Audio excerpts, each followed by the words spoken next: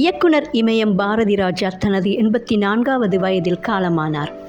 1941 June 17 அல்லி நகரத்தில் பிறந்த இயக்குனர் பாரதிராஜாவின் இயற்பெயர் சின்னசாமி. ஸ்டூடியோவில் இருந்த சினிமாவை கிராமத்திற்கு கொன்று சென்றவர்.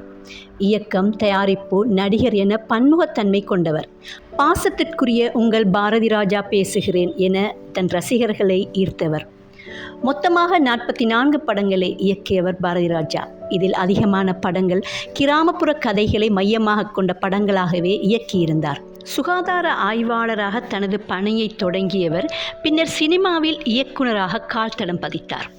தமிழ் சினிமாவில் புரட்சியை ஏற்படுத்திய பாரதிராஜாவின் முதல் படம் 16 வயதினிலேயே. ராதா, ராதிகா, ரேவதி போன்ற பல நடிகைகளை சினிமாவுக்கு அறிமுகம் செய்தவர்.